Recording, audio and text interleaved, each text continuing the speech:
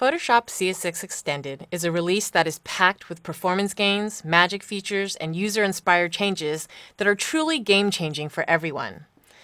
Now, the extended release includes everything in Photoshop in addition to significant improvements for designers and anyone interested in working with 3D.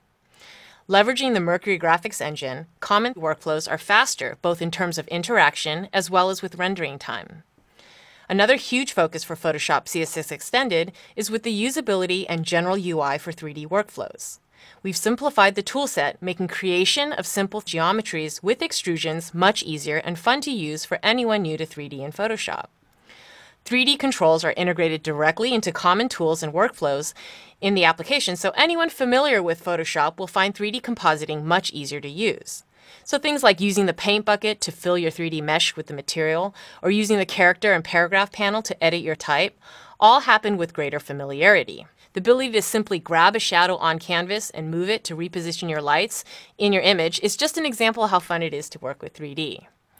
So Photoshop CS6 Extended release includes everything in Photoshop, in addition to the entire 3D pipeline for creating simple 3D extrusions, as well as with editing and compositing with 3D.